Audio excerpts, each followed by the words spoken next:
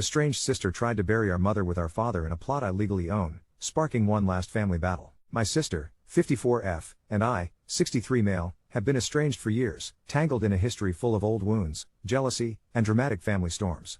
I suppose you could say she was the golden child, and I was, well, not. When I turned 16, my parents handed me the keys to a '63 Chevy pickup. Don't get me wrong, I love that truck, but not as much as the Mustang convertible she got. When her time came, while I went off to college and clawed my way through student debt, my sister plunged headfirst into a rough life, drugs, partying, and a string of children without any stability. I got bills, she got a mobile home, though she lost it all eventually when her addictions got the better of her. Through it all, she managed to have 2 incredible children. My father and I stepped in, and thanks to our efforts, after fighting tooth and nail with the system, we were able to get custody. Her kids deserved more, and I have no regrets. My father, who had already weathered a brutal divorce in the 70s, thanks in no small part to the chaos my sister brought into the family, wound up raising them. My mother, always the peacemaker, tried over and over to help my sister, taking her in, helping her find jobs, picking up the pieces after every relapse. Nothing stuck. My sister burned every lifeline extended her way. Then, not so long ago, my father passed away. I honored him by buying a beautiful burial plot in Bozeman, Montana. It's a special place in the veterans section, and I made sure the documents were in my name. A way to protect a piece of peace for him, I suppose. Last summer, my mother's health finally failed. I dropped everything, made it to her bedside, and sat with her through those final moments. My sister was nowhere to be seen. We got to say goodbye, just the 2 of us, and in those last hours, we found quiet, bittersweet, reconciliation, no drama, no old fights. But, as always, my sister found a way to twist the knife. According to my mother's will, my sister and I were supposed to inherit her house jointly. Somehow, though, my sister had gotten herself added to the deed by right of survivorship behind my back. That meant the house was hers alone. I had no legal ground to stand on. Naturally, she wanted me to pitch in on the mortgage. I refused. If she wanted the house, she could deal with it, or, as it happened, she couldn't. She had to sell, and in the end, I bought it myself, which made her absolutely livid. That's not even the end of it. My sister disappeared with Mom's ashes, leaving us unable to hold a proper ceremony. One last power play, I guess. I moved on, did what I could to honor Mom in my heart.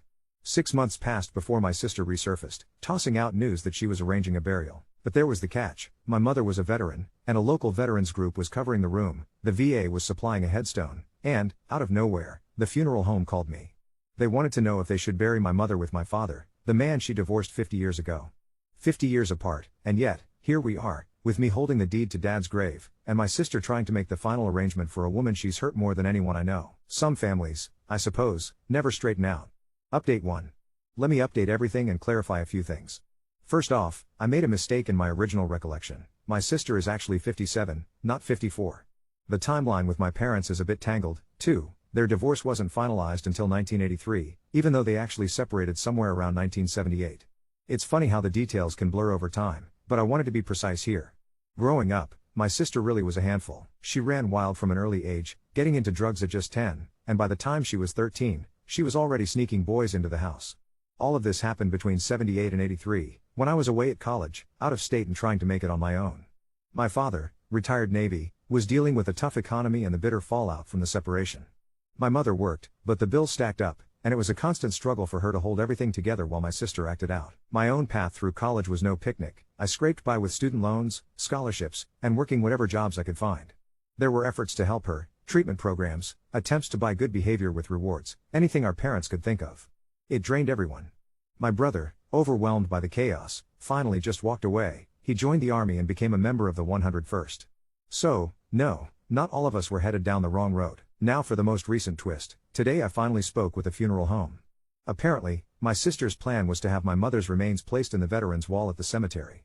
But the Bozeman Cemetery isn't actually part of the national cemetery system, so the usual policy for veterans doesn't apply. Instead of being free, like it would be at a national cemetery, they want $500. Faced with that, she literally pointed to my father's plot and said, "Just bury her there." But, of course, she didn't own that plot, and neither did my dad. That's when the funeral home realized the paperwork didn't add up and called me to sort it out. So here I am, caught in this tangle of miscommunication and confusion. Just the latest chapter in the saga with my sister. Update 2. My sister is holding my mother's remains hostage to force her will, and it's been a nightmare. She wants to bury our mother in the plot that I own, the one where I buried my father. What makes it even more bizarre is that my parents have been divorced for over 40 years. There's no connection anymore except for my sister's obsession with forcing this final act. After some digging and weighing my options, I offered a respectful solution. I would pay to have my mother interred in the veteran wall. I thought this was a fair, honorable resting place. But my sister lost her mind, not by talking to me, we aren't on speaking terms, but by telling the funeral home she wouldn't return the remains.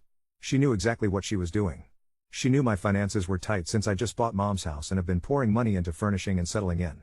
Still, she kept pushing. She's furious I bought the house, and she reminds me by driving by it constantly, practically stalking the place. Now, I'm preparing to put the house on the short-term rental market, hoping it can start to pay for itself and ease my stress. I tried to be reasonable. I reached out to the rest of the family, including my children, my nephews, the grandkids, everyone mattered in this decision. But after enough emotional wrangling and exhausted conversations, I've finally thrown in the towel. We are going to bury my mother in my father's plot. She'll have an in-ground brass marker, a small, flat piece of metal, almost like a brass welcome mat at my father's headstone. It's such a painful compromise. My sister's stubbornness has turned my mother's final service into something impersonal and bitter. My family assures me they'll always know the truth, that this isn't what mom or dad would have wanted. But deep down, it still hurts. What stings even more is that my sister refuses to meet me halfway. She won't take any money from the sale of the house to buy a plot herself, or even go in with me to split the costs. All of this, every choice we make, has been about control for her, and now my mom's memory is caught in the middle. Update 3. Today is the day of the burial. Originally, I intended to share an update after everything was over, just a simple confirmation that we'd made it through, but the last 20 hours have turned my plans upside down. My sister abruptly canceled the reserved room at the funeral home, turning the event into a graveside service only. She got a refund for the room. The reason she gave? They're going to be shooting guns for the salute, so it should be outside. I only found out because the funeral home called me last night, asking if I could pick up the urn and bring it to the cemetery myself. Here's the thing, my sister is in a wheelchair and can't actually come out to the graveside. When I found that out, I immediately sent the news out on our family message thread. Her son, the only one who still talks to her, absolutely lost it. Her daughter, too, he called her, and she cried. I can't help but think the honest truth behind this mess is that she needed drug money, and she's clawing her way to her next disability check. But she would never admit that. To salvage things, I took it upon myself to arrange a table at a military-themed restaurant in Bozeman. If you're from around here, you know the one. That's where we'll gather instead, to share stories and honor her in a way that feels right. Not even half an hour ago, the funeral home called, dangling the offer of a discounted room. But I'm sticking with our plan. It's already enough chaos. There's something I need to clarify. Some people think I blame my sister for falling into addiction, drugs and alcohol, at the age of 10. I don't.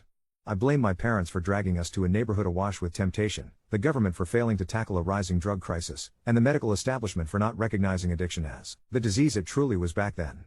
If I got started on the social and political mess of the late 70s and early 80s, on how it fractured families and shattered futures, this story would be miles longer. I blame my parents for thinking her behavior could be bought, and for letting the stress of a recession finish off their marriage. They never made her finish school, which meant her options dried up before she had a chance. I do blame my sister for squandering the dozens of chances she had as an adult, a car she let get repossessed, a mobile home lost because the welfare money went to drugs instead of the rent, a partially restored '63 Chevy C10 that she sold for a quick fix, and, most heartbreakingly, the loss of custody of her kids, both of whom, somehow, turned out to be good people. This doesn't even begin to cover the sheer amount of money and help she siphoned from people over the years. And as for this funeral, my mother would have been buried in her home state of Pennsylvania, laid to rest near her own family, if back in September my sister hadn't gathered my mother's remains and disappeared. So today, we improvise a new kind of farewell, haunted by the mess she left behind and determined, somehow, to find our peace despite it. Update 4. The service was held on Thursday at 1 p.m., and the American Legion Gallatin Valley Post 14 gave my mom a final salute with the rifle, volley and the haunting sound of taps. The Navy sent both an officer and an enlisted member to handle the flag presentation. I told them about her service, and I managed to say a few words to the people who could make it, but honestly, it was a snow-covered field and travel was tough, so only a handful braved the cold. Afterwards, we all met up at a restaurant to share stories, something light after such a heavy day. The grandkids were especially curious about what kind of mother my mom had been. They were genuinely surprised when we told them she used to ride a motorcycle to work. Just picturing their faces, processing this new version of their grandmother, gave me a brief moment of warmth. Now, I'm sure you'd want to know what happened with my sister.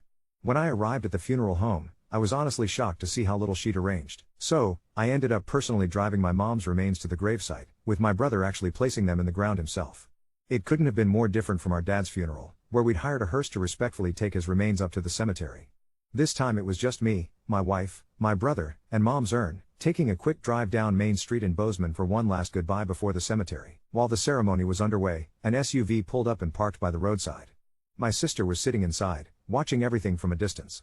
When it came time for the flag, I arranged for my brother to receive it, since I already had Dad's flag. I could see my sister, clearly upset, shouting as my brother was presented the flag, her anger silently echoing from across the snowy field. After that, each of us said something over the grave and headed back to our cars. My sister flagged down her son and handed him 2 bags, each containing a vial of Mom's ashes, one for him and one for my niece. Later, at the restaurant, they quietly handed them to me and my brother. They're really great kids. On her way out, my sister drove by, rolling down her window and yelling at me for ruining the ceremony or something of that sort, before speeding off. That was that, at least for now. The big decisions will come this summer, when we'll decide if we want to move Mom to Pennsylvania to be with her family, something my brother is now looking into, or possibly a national cemetery. We've even discussed scattering her ashes. A few things I want to clear up. People have questioned why I'm doing a short-term rental of the house. My first plan was actually to get a long-term renter until my wife and I retire in a couple of years. But then, while working on the house, my son fell in love with Montana and announced he wants to move up at the end of summer. So, short-term renting until then just works. I've met with several neighbors and given them my information in case a guest gets rowdy. The area is packed with ski and outdoor people, so I'm not concerned. Another point, I don't blame my 10 or 13-year-old sister for any of this. The fault lies with the 30-something-year-old woman who never took her chances to get her life together. I blame my parents to some degree. They paid a heavy price with a broken marriage and never getting the retirement they dreamed of. The government's also got a part in this, but that's an entirely different rant. Finally, people ask why I didn't take her kids. I tried. In California, they will go to great lengths to keep the kids with a bad mother. My wife and I did what we could, buying groceries, driving the kids to the dentist, but we were limited. My sister knew that if she gave up the kids, she'd lose her last bargaining chip. Getting those kids to Montana and then getting them in front of a judge who could actually help was a cloak and dagger operation, but that's what finally saved them. Update 5.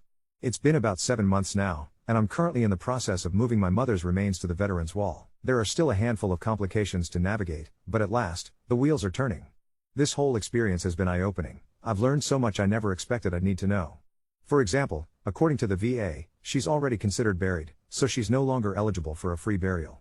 To make things even more challenging, her marker got lost in the mail, so she doesn't have one at the moment. We're trying to work that out and see if we can secure another one for the wall. The cost to intern her is astronomical, but that's just something I'll have to accept. Meanwhile, we ended the short-term rental of her house, and my son has now moved in. That stint as a short-term landlord was certainly interesting, at times even exciting, but the stress definitely wore on me. At least, it did its job. The mortgage and taxes got paid. Through all this, bill collectors kept showing up, looking for my sister and the medical equipment she rented for my mother but failed to return. That was always a bizarre conversation to have with our short-term renters. I also kept getting calls from creditors trying to track down my sister, asking for her whereabouts. She's changed her phone number and vanished into thin air. Some even wanted to know if I inherited or purchased the house, which put me on alert because apparently, my sister used my mother's credit cards and racked up some serious debt, so now they're after her. Turns out, if I had inherited the house, the creditors were itching to claw it back. Each time, I had to be ready. I created a PDF with all the documentation to send over whenever they called, clearly proving I bought the house outright and that my sister had cut me out of the will. Finally, that seems to have put a stop to the barrage of calls, at least for now. Update 6. Well, life has a funny way of throwing curveballs when you least expect them. It's been 3 months since my last update, and let me tell you, things have taken some wild turns I never saw coming. First, the good news, I finally managed to get my mother moved to the Veterans Wall. The paperwork was a nightmare, and the cost nearly broke me, but she's finally resting where she belongs. The new marker arrived last week, and seeing her name etched there brought a peace I didn't know I needed. But here's where things get interesting. Remember how my sister had vanished completely? Well, she resurfaced in the most unexpected way possible. My son, who's been living in Mom's house, called me last Tuesday in a panic. Apparently, a woman had been sitting in a car across the street for 3 days straight, just watching the house. When he finally worked up the nerve to approach her, it wasn't my sister, it was her daughter, my niece Sarah. Turns out, my sister had been staying with Sarah for months, but they'd had a massive falling out. Sarah was desperate to talk to someone in the family, and since my sister had poisoned her against me for years, she didn't know how to reach out directly. The poor girl had been wrestling with whether to knock on the door or just drive away. What she told me next floored me completely. My sister had been telling everyone that she owned Dad's burial plot and that I had somehow stolen it from her. She'd even convinced Sarah that I was keeping Mom's rightful resting place from her. But that wasn't the bombshell. Sarah had discovered something else while going through her mother's things. My sister had been forging my mother's signature on checks for months before Mom died. Not just small amounts either, we're talking about thousands of dollars siphoned from Mom's account. Sarah found a whole shoebox of bank statements and canceled checks, all with Mom's shaky signature that looked nothing like her actual handwriting from that period. Sarah was torn apart by this discovery. She'd always defended her mother, always believed the stories about how the family had abandoned her. But seeing those forged checks, realizing her mother had been stealing from a dying woman, it shattered something in her.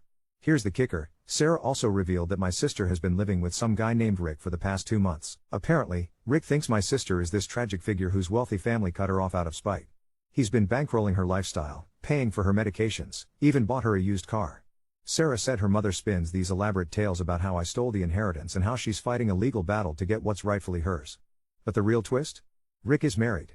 His wife works out of town Monday through Friday, and my sister has basically moved into their house during the week, playing house with a man whose wife has no idea she exists.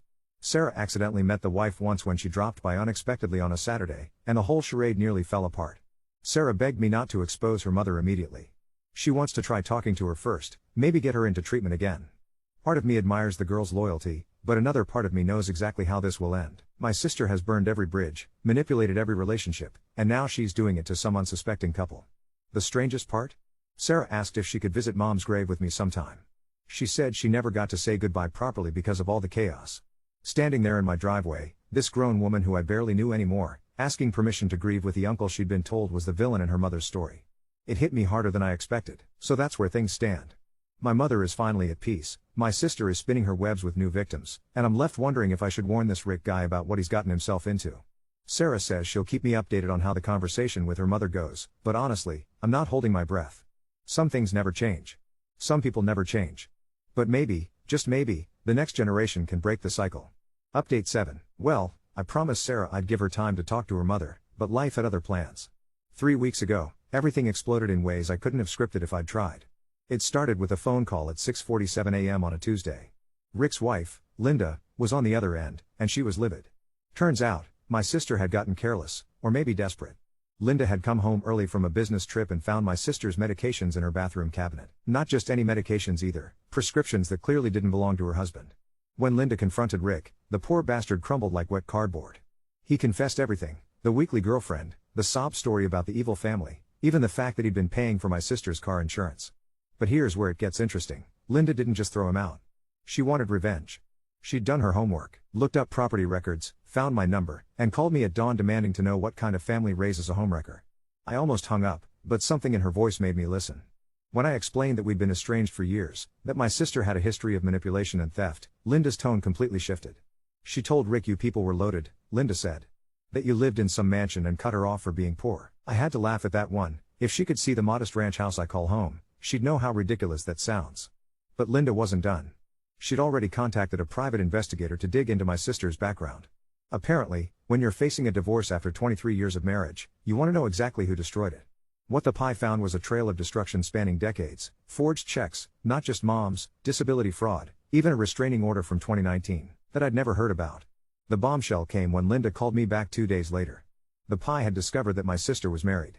Not to Rick, obviously, but to some guy named Tony who lived 3 hours away in Missoula. Married for 8 years, apparently, though they'd been separated for most of it. The kicker? She'd been collecting widow's benefits claiming her previous husband was dead, except he wasn't. He was very much alive and living in Arizona. Sarah called me that same night, sobbing. Her mother had vanished again, but this time she'd cleaned out Rick's safe first. Took about $3,000 in cash he'd been saving for a fishing boat, plus some gold coins his grandfather had left him. Rick was too embarrassed to call the police, but Linda sure wasn't. Here's where things get really twisted. Remember that guy Tony, the actual husband? He showed up at Sarah's apartment looking for my sister. Apparently, she'd been calling him drunk at all hours, begging him to take her back, promising she'd changed. When Sarah told him about Rick, about the forged checks, about all of it, Tony just stood there shaking his head. "She told me she was staying with her rich brother," he said. "That you were helping her get back on her feet. Even estranged and desperate, she was still using my name to manipulate people." But the real plot twist came last week. Sarah called, and her voice was different, steadier, angrier. She'd finally confronted her mother, but not about the stealing or the lying. About something else entirely. "Uncle," she said, and I could hear her struggling with the words, "I need to ask you something about when we were kids." My blood ran cold. Sarah's 28 now, but there had always been something in her eyes, something guarded that I'd attributed to growing up with chaos. What she told me next made me understand why my sister fought so hard to keep those kids, why she never wanted outside help, why she'd rather live in poverty than let them go. It wasn't about the welfare money. It was about the secrets. Sarah's finally ready to press charges, but she needed to know if I'd stand behind her. If I'd help her navigate a legal system that, 40-some years ago, failed to protect a 10-year-old girl from her own mother's neglect and failed to see what was happening right under their noses. My sister isn't just a thief or a drug addict or a manipulator. She's worse than I ever imagined. And now, with Tony demanding a divorce, Rick's wife filing theft charges, and Sarah building a case with evidence that goes back decades, my sister's world is finally collapsing for real. The house phone rang yesterday. Unknown number, but I answered anyway. Heavy breathing, then, "This is all your fault. You destroyed my life." I hung up, but she called back 6 more times. Each message angrier, more desperate than the last. I think she knows what's coming. Update 8. It's been 6 weeks since Sarah decided to press charges, and I wish I could say things have settled down, but this family drama has morphed into something I never could have anticipated. The theft charges against my sister went through, and she was arrested at Tony's place in Missoula, but that's where the story takes its first unexpected turn. Tony wasn't harboring her out of kindness. Apparently, he'd been blackmailing her for months, threatening to expose her welfare fraud unless she signed over her disability checks to him. When the police showed up, they found a whole operation: forged documents, fake medical records, even a couple of other women Tony had been helping with their government benefits. My sister, for once in her life, had been the victim instead of the perpetrator. But here's where it gets messy. Rick, the married guy she'd been living with, didn't just disappear after Linda filed charges. He started showing up at my son's place, my mother's old house, claiming my sister had promised him the property. According to him, she'd shown him some document proving she was the rightful heir and that I'd somehow tricked her out of it. My son called me in a panic when Rick tried to jimmy the back door lock at 2 a.m. last Thursday. When the police questioned Rick, he broke down completely. Not only had my sister been feeding him lies about owning property, but she'd also convinced him to take out a $15,000 personal loan against his truck, claiming she needed it for legal fees to get her inheritance back. The money was supposed to be temporary. She'd promised to pay him back with interest once she reclaimed the house. Rick had believed every word. Linda, meanwhile, has become an unlikely ally. She'd already filed for divorce, but when she learned about the loan and the property scheme, she realized Rick was as much a victim as she was. She called me directly last week with information that changed everything. "Your sister's been running this con for years," Linda told me. Rick wasn't the first. She'd hired that private investigator to dig deeper, and what they found was staggering. My sister had been pulling the same scam across 3 states, finding lonely, financially stable men, spinning sob stories about stolen inheritances, then disappearing with whatever money she could extract. There was a widower in Oregon who'd given her $8,000 for lawyer fees, a divorced contractor in Idaho who'd bought her a car, and a retired teacher in Nevada who'd let her live in his guest house for 6 months while she supposedly fought her wealthy family in court. The investigator had also uncovered something else. My sister had been using dating apps under multiple fake names, specifically targeting men over 50 who'd recently lost spouses or gone through divorces. She'd created elaborate backstories for each identity, complete with staged photos and fake social media profiles. Linda showed me printouts of the conversations. It was like reading scripts from some twisted romance novel. But the real shocker came when Sarah called me 3 days ago. She'd been contacted by a woman named Patricia from Arizona. Remember that dead husband my sister had been claiming widow's benefits for? Well, Patricia was his current wife, and she'd been getting some very interesting calls from Social Security. Turns out, my sister's first husband Mike hadn't just been alive all these years. He'd been paying child support that my sister had been collecting while simultaneously claiming widow's benefits. Patricia had been trying to track down why Mike's ex-wife was listed as both deceased on some federal forms and very much alive on others. When she finally connected the dots, she realized Mike had been paying support for kids he thought were being raised by a dead woman. The web just keeps growing. Sarah met with Patricia last weekend, and together they've uncovered at least 4 different identities my sister's been using across various government agencies, each one with a slightly different story, different children claimed, different deceased spouses. The fraud isn't just local, it's federal. As for me, I've been dragged into court twice now. Once when Rick tried to sue me for the house, claiming I'd defrauded him by refusing to honor my sister's ownership rights. That case got thrown out when I produced the deed and purchase records. The second time was when the state started investigating the forged checks from my mother's account. Apparently, the amounts were large enough to trigger an elder abuse investigation, even posthumously. Sarah's been a rock through all of this. She's working with prosecutors in 3 different states now, helping them piece together the timeline of her mother's schemes. But it's taking a toll on her.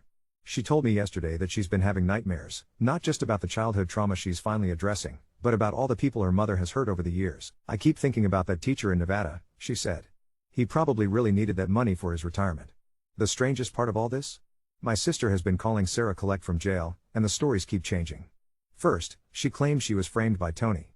Then it was Rick who manipulated her. Now she's insisting that I've been orchestrating some elaborate conspiracy against her for decades. According to her latest version, I've been bribing officials and forging documents since the 1980s, all to steal her rightful inheritance. Sarah recorded one of those calls and played it for me. Hearing my sister's voice after all these months, listening to her weave this fantasy where she's the victim and I'm some criminal mastermind, it was both pathetic and terrifying. The level of delusion is complete now. She genuinely believes her own lies. The trial starts next month, and Sarah will be testifying. She asked me to be there for support, which I will be, but I'm dreading it. After 40 years of chaos, we're finally going to air all the dirty laundry in a public courtroom. Every scam, every lie, every manipulation will be laid bare. My brother thinks we should walk away, let the system handle it, and never look back. Part of me agrees, but Sarah deserves to see this through, and maybe, just maybe, some of those people my sister hurt over the years will finally get a measure of justice. I never imagined that buying a burial plot for my father would lead to unraveling a decades-long criminal enterprise. But then again, with my sister, I should have known better than to expect anything simple.